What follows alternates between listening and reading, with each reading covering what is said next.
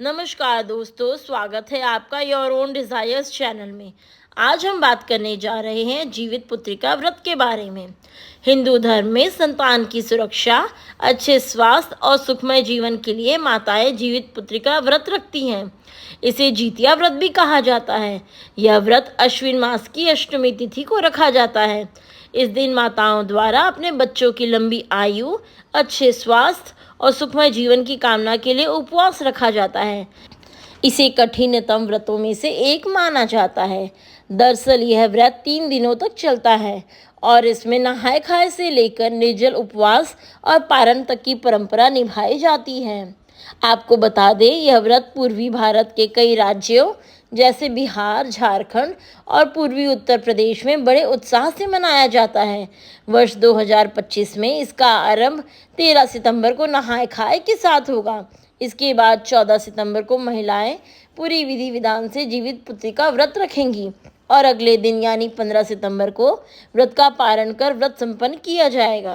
Video में आपको हम व्रत की विधि एवं विधान और व्रत की कथा बतलाएंगे, इसीलिए इस वीडियो को अंत तक देखें। चैनल को सब्सक्राइब करें, वीडियो को लाइक और शेयर करें। व्रत की विधि एवं विधान। माता पिता के सामने उनके बालक की मृत्यु एक ऐसा आघात है जो माता और पिता दोनों को ही जीते जी मार देता है। सतयुग में ऐसा नहीं होता था। त्रेता युग में श्रवण कुमार और रावण के पुत्रों और पौत्रों की मौतें उनके माता पिता के सामने हुई थी, परंतु वे सभी अकाल मृत्यु थी। द्वापर युग में भी माता पिता के सामने पुत्रों की मृत्यु नहीं होती थी, परंतु कलयुग में तो इस प्रकार की मृत्यु सामान्य बात बन गई है। हमारे धर्म ग्रंथों में पुत्रों की मृत्यु माता पिता के सामने न हो अथवा जिन महिलाओं के बालक कम उम्र में ही मर जाते हैं, उनके लिए एक बहुत ही सुगम व्रत का विधान बतलाया गया है। पुत्र जीविका व्रत नामक यह व्रत और पूजा अष्टमी को की जाती है। प्रत्येक पक्ष की अष्टमी अर्थात महीने में 2 बार इस व्रत और पूजा को करने का विधान है। यह व्रत शुद्ध अष्टमी को अथवा नवमी भेदी अष्टमी को किया जाता है। सप्तमी भेदी अष्टमी को यह व्रत नहीं करना चाहिए। सप्तमी भेदी अष्टमी को यह व्रत और पूजा करने पर वह निष्फल ही रहती है।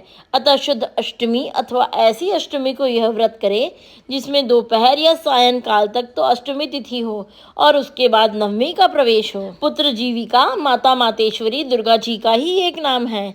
इस व्रत में मातेश्वरी दुर्गा की पूजा आराधना करने के बाद उनसे पुत्रों की लंबी आयु के लिए प्रार्थना की जाती है। इसके लिए एक पटरे पर लाल कपड़ा बिछाकर दुर्गा जी की कोई मूर्ति अथवा चित्र पटरे पर स्थापित करें।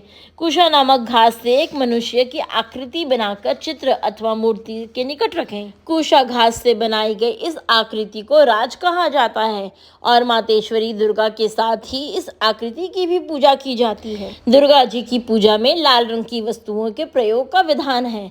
चंदन के स्थान पर रोली का प्रयोग तो आप करेंगे ही, फूल भी लाल रंग के प्रयोग करें। दुर्गा जी को लाल गुलाब बहुत पसंद है, इसलिए लाल गुलाबों की फूल माला और चढ़ाने के लिए लाल गुलाब के फूल सर्वश्रेष्ठ रहेंगे। गुड़हल, गेंदे के लालिमा युक्त और यदि संभव हो तो लाल कमल के फूल भी आप प्रयोग कर सकती हैं, परंतु सफ़ेद अथवा कोका कोला कलर के गुलाब के फूलों का प्रयोग भूलकर भी ना करें। मातेश्वरी दुर्गा की पूजा करने के पश्चात परंतु भोग लगाने और आरती उतारने से पहले पुत्र जीवित माता की कथा का पढ़ना अनिवार्य है।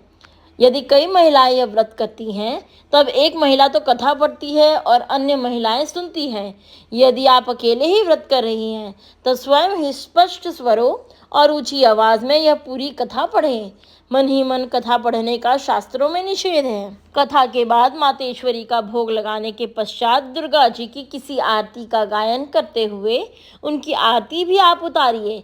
इसके पश्चात आप मातेश्वरी की आरतियों, भजनों और भेंटों का गायन और कितने समय तक करती हैं, यह पूरी तरह आपकी श्रद्धा और भावना पर निर्भर करेगा। यह व्रत निराहार रहकर किया जाता है। अष्टमी तिथि में भोजन नहीं किया जाता। व्रत के दिन और उस रात्रि में भी आप कुछ ना खाएं। दूसरे दिन पारण के समय आप नियमित समय पर गर्म भोजन को ग्रहण करके अपने व्रत का पारण करें। यही नहीं, आप मातेश्वरी को जो भोग लगाती हैं वह प्रसाद अन्य व्यक्तियों को तो बांट दें, परंतु अपना हिस्सा उठाकर सुरक्षित रख दें। इस प्रसाद को आप अगले दिन पारण के समय ग्रहण करें। इस वर्ष 13 सितंबर को नहाय खाए होगा, जबकि 14 सितंबर को महिलाएं पूरे दिन निर्जला उपवास करेंगी। व्रत का समापन 15 सितंबर की सुबह पारण के साथ किया जाए। पंचांग के अनुसार इस बार अष्टमी तिथि का प्रारंभ 14 सितंबर रविवार को सुबह 5:04 पे होगा और इसका समापन 15 सितंबर को सुबह 3:06 पे होगा। शास्त्रों में उदया तिथि का विशेष महत्व बताया गया है। इसी कारण माताएं 14 सितंबर को निर्जला उपवास रखेंगी और 15 सितंबर को नियत समय पर अपने उपवास का पारण करेंगी। हमारे चैनल को सब्सक्राइब कीजिए दोस्तों, और इस व्रत कथा हम जल्दी अपलोड करेंगे।